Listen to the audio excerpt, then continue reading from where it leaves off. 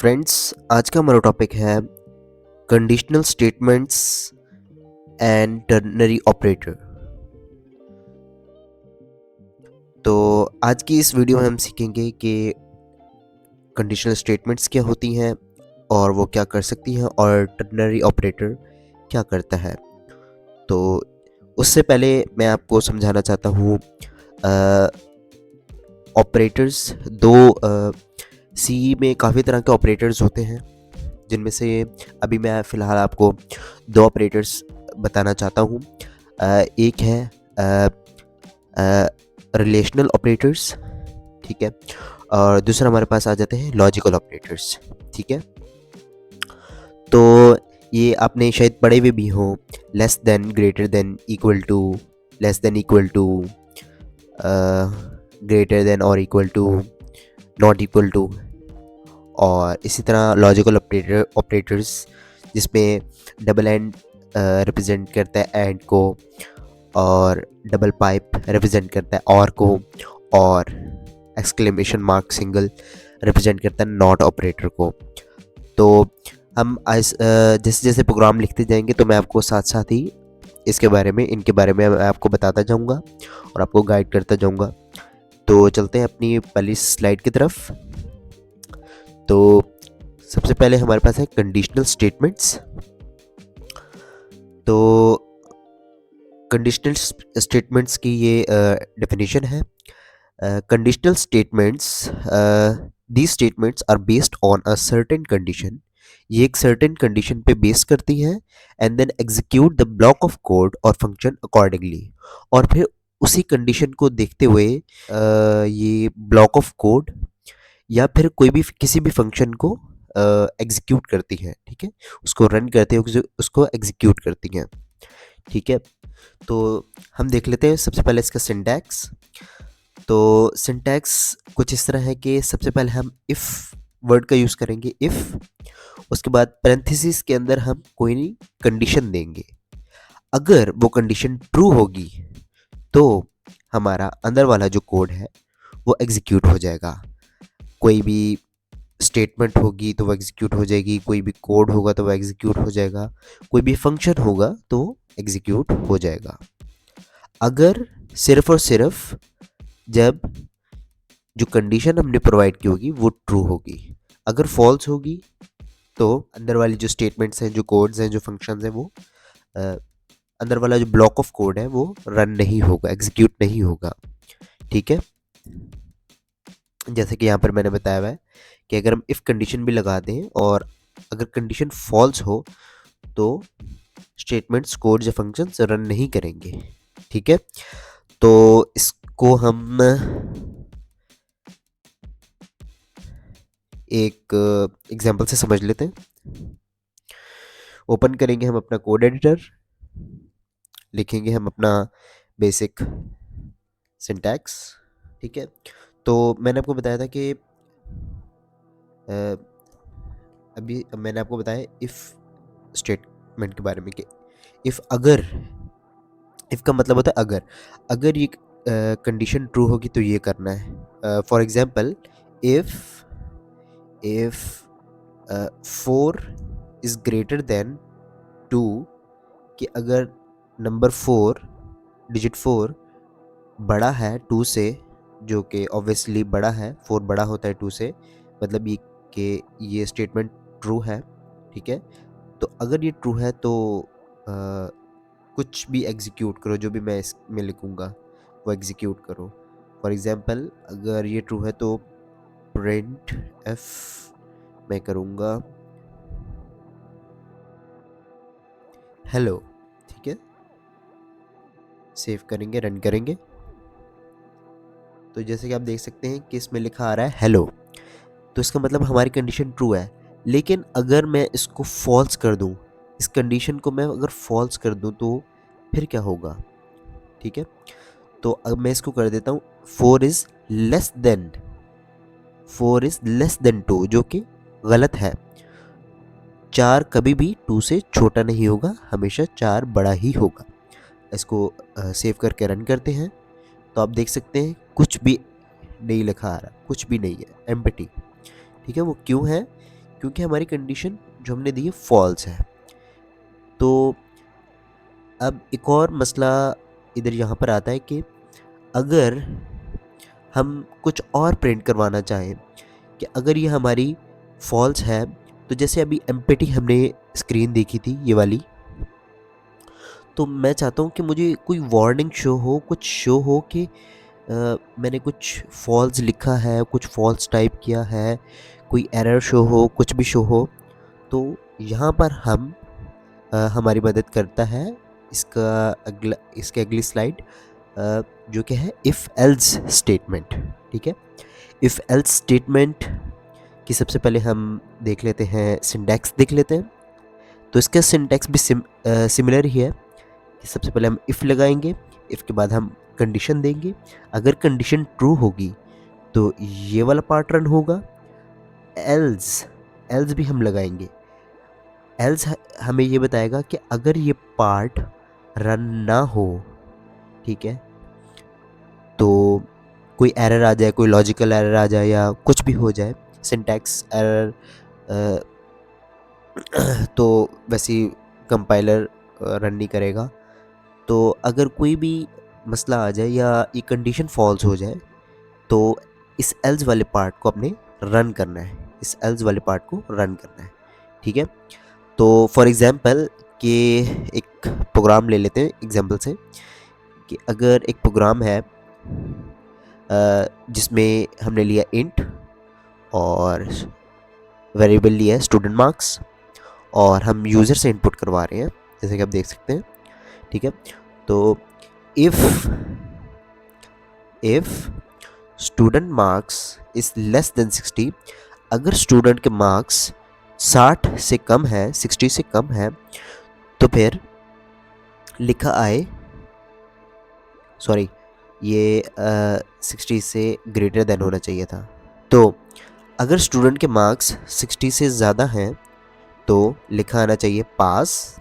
ठीक है, नहीं तो एल्स।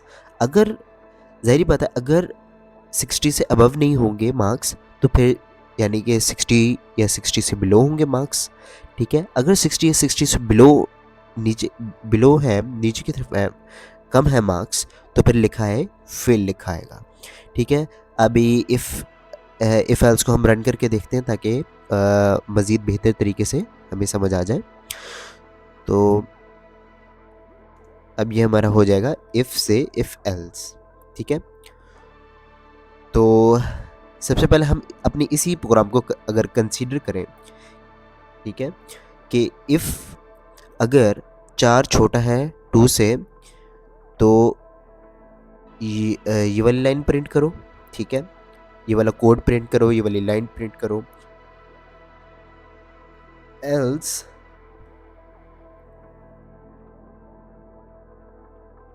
नहीं तो ये प्रिंट करो बाय।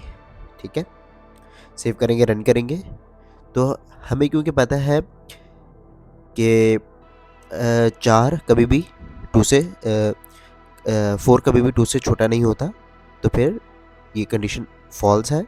फॉल्स हुआ तो इफ़ वाला पार्ट स्किप हो गया और एल्स वाला पार्ट प्रिंट हो गया।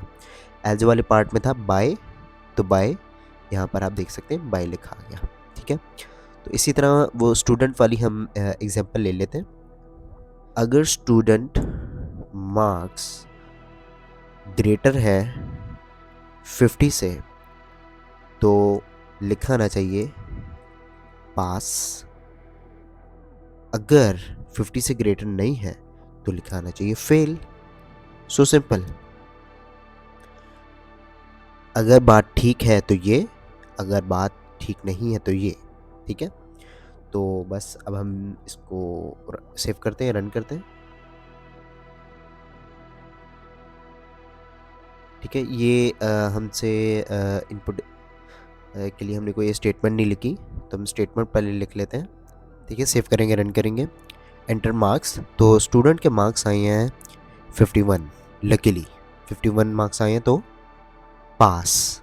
ठीक है, तो अब थोड़ा अब आप देखते जाएंगे जो हमारे प्रोग्राम्स हैं वो थोड़े थोड़े ज़्यादा इंटरेक्टिव और ज़्यादा मज़ेदार होने वाले हैं, ठीक है, क्योंकि वो कंडीशन पे बेस करेंगे, फिर आगे हम लूप्स पढ़ेंगे, फिर अरेज पढ़ेंगे, ठीक है।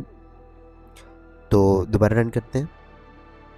अब मैं लिखता हूँ स्टूडेंट के मार्क्स आए 49, तो लिखा है फेल, ठीक है, जैसे कि हमें पता है 50 से कम होंगे तो फेल। लेकिन एक और कंडीशन है कि अगर स्टूडेंट के मार्क्स 50 आए तो फिर मतलब 100 का हाफ 50 मार्क्स आए हैं तो इस बेचारे बच्चे को 50 वाले को भी पास कर देता हूँ मैं। तो यहाँ पर हमारे पास यूज होगा ग्रेटर देन और इक्वल टू, ठीक है। इसके भी दो वेरिएंट्स होते हैं, लेस देन और इक्वल टू, लेकिन ये है ग्रेटर देन और इक्वल टू, ठीक है, 50 से ज़्यादा या फिर इक्वल टू कर देता है 50 के बराबर। अब हम इसको रन करेंगे। सबसे पहले हम 51 लिखते हैं, पास, 49 लिखेंगे, फेल, और अब हम लिखेंगे 50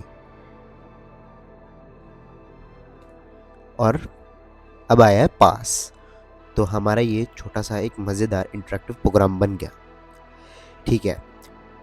तो ये वाले प्रॉब्लम इस प्रॉब्लम का भी सॉल्यूशन हमारे पास हो गया कि अगर एक कंडीशन ठीक है तो ये प्रिंट कर दो, अगर नहीं है तो एल्स वाला पार्ट प्रिंट कर दो।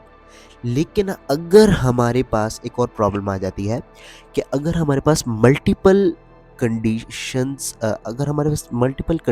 हो, नेक्स्ट स्लाइड की तरफ चलेंगे। तो अ, ये जो नेक्स्ट कंडीशन है, कंडीशनल स्टेटमेंट, ये कुछ इस तरह है, इफ एल्स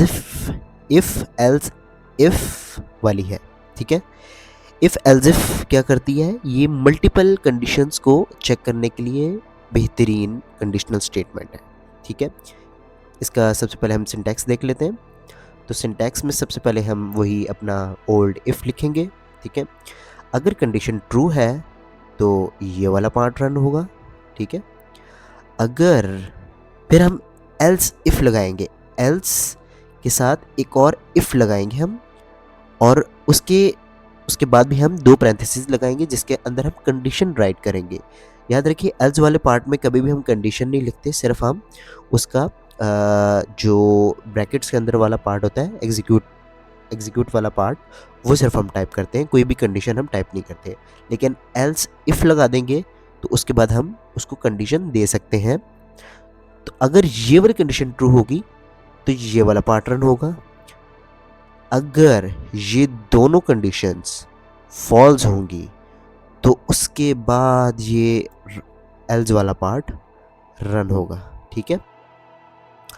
तो फॉर एग्जांपल इसमें मैंने एग्जांपल भी लिखी हुई है कि हम एक लेते हैं कैर लेते हैं, ठीक है, और लिख देते हैं जेंडर, ठीक है, और यूज़र से एंटर करवाते हैं, ठीक है। अगर यूज़र ने लिखा एम तो मेल प्रिंट होगा, ठीक है। अगर यूज़र ने लिखा है एफ तो फीमेल प्रिंट हो। अगर ये दोनों नहीं है, ठीक है, ना उसने एम पुट किया है, ना उसने एम एंटर किया है, ना एफ एंटर किया है, तो फिर क्या प्रिंट हो, नॉट अ जेंडर, ठीक है, रिटर्न 1 हो जाए, ठीक है। तो ये अभी हम एक्शन में देखते हैं।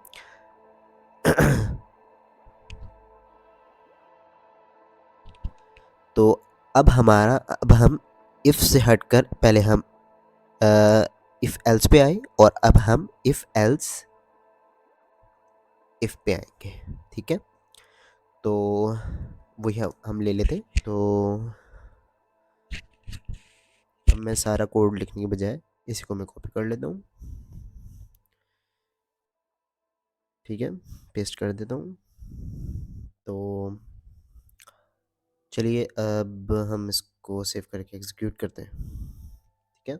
एंटर योर जेंडर, मैं एम लिखूँगा, सॉरी ये अभी देखा आपने मैंने स्मॉल एम लिखा तो उसमें आ गया नॉट अ जेंडर, ठीक है। और इसके अलावा मैं आपको एक और बात बताना चाहता हूँ ये relational operator equal equal to के बारे में। इक्वल इक्वल टू एक ऐसा ऑपरेटर है जो कि कंपेयर के लिए अक्सर यूज़ होता है। ये नंबर्स के लिए ज़्यादातर यूज़ होता है, ठीक है। लेकिन मैंने यहाँ पर क्योंकि एक करैक्टर कंपेयर करवाया है तो करैक्टर भी हो जाएगा, ठीक है।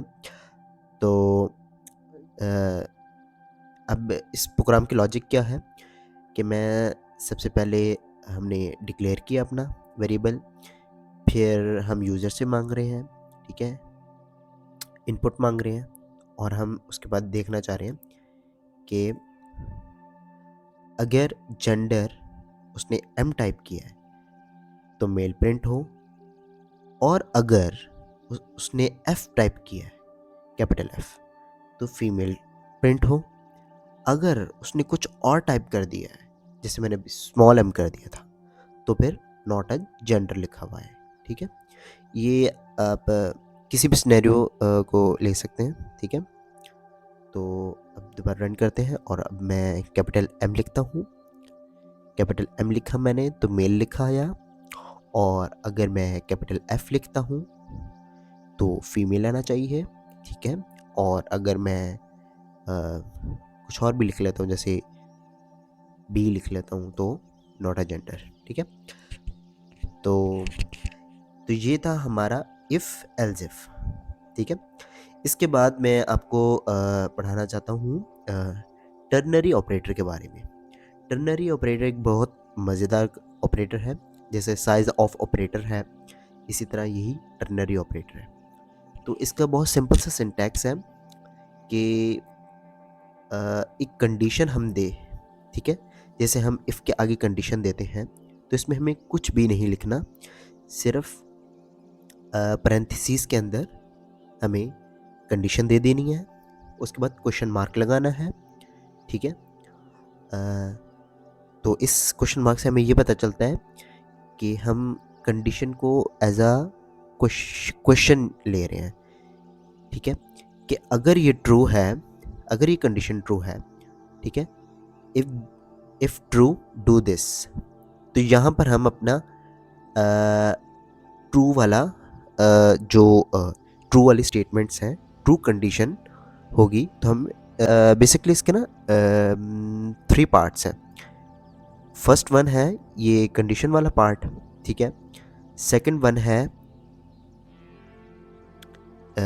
इफ़ ट्रू डू दिस, ये वाला पार्ट, और तीसरा इसका पार्ट है एल्स डू दिस, ये वाला पार्ट। तो इसके 3 पार्ट हैं। पहला है कंडीशन, जो कंडीशन चेक करेगा, जैसे कि मैंने आपको इफ़ में बताया, ठीक है। तो सेकंड पार्ट ये चेक करेगा कि अगर कंडीशन ट्रू है, सिर्फ ट्रू के लिए, ठीक है, अगर कंडीशन ट्रू है तो फिर ये पार्ट रन करेगा, नहीं तो थर्ड वाली कंडीशन रन करेगी। मतलब थर्ड वाली कंडीशन एज एल्स काम कर रही है, जो अभी हमने एल्स पढ़ा है, तो ये एज अ एल्स काम कर रही है, ठीक है। और तो हम इसके एग्जांपल भी देख लेते हैं। फॉर एग्जांपल, अगर मार्क्स ग्रेटर देन है, ज़्यादा है 50 से, तो फिर पास लिखा है। अगर नहीं, अगर ये फॉल्स है कंडीशन, तो फिर फेल लिखा है। अब इसको भी हम एक्शन में देख लेते हैं, ठीक है। उसके बाद मैं पैरेंथेसिस के अंदर कंडीशन दे दूंगा, अगर मार्क्स हैं ग्रेटर देन और इक्वल टू 50 क्वेश्चन मार्क डालना ज़रूरी है क्योंकि ये इसके सिंटैक्स का हिस्सा है, ठीक है। अगर मार्क्स ग्रेटर देन और इक्वल टू होंगे 50 से, तो फिर मैं चाहता हूँ कि प्रिंट एफ हो पास, ठीक है। अगर अगर ये कंडीशन ट्रू हो तो पास प्रिंट होगा। अगर ये कंडीशन फॉल्स होगी तो फिर मैं चाहता हूँ कॉलन आएगा यहाँ पर। अगर ये कंडीशन फॉल्स हो तो ये एल्स वाला पार्ट रन हो, प्रिंट एफ फेल, ठीक है। तो बस हम अब यूज़र से ले लेते हैं, डायरेक्ट ले लेते हैं, ठीक है। ठीक है, सेव करेंगे और इसको रन करेंगे। कुछ एरर आया है बिफोर दिस,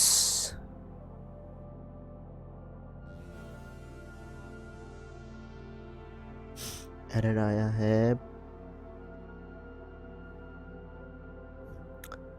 बिफोर दिस, ठीक है। एरर आया लाइन नंबर 8 में, ठीक है। एरर है expected expression before semicolon. I think ये वाला सेमीकोलन नहीं आएगा। सेव करेंगे, रन करेंगे, और ये जैसे कि आप देख सकते हैं रन हुआ। तो अगर अब मैं 51 लिखूंगा तो पास लिखा आना चाहिए, पास लिखा आया। और अगर मैं अब लिखूं 49 लिखूं तो फेल आना चाहिए, क्योंकि जो मार्क्स हैं वो 50 से कम हो गए हैं, तो फेल आ गया।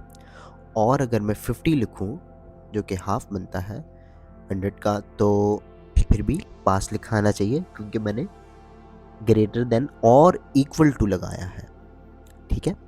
तो 50 और ये पास लिखा है। तो आज का लेक्चर यहीं पे ख़त्म होता है।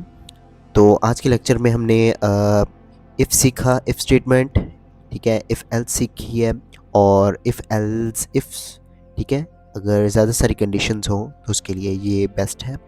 और टर्नरी ऑपरेटर, ठीक है, ये भी आप यूज़ कर सकते हैं, ठीक है, फॉर स्पेसिफिक पर्पसेस, ठीक है। तो फिर मिलते हैं अगली वीडियो में।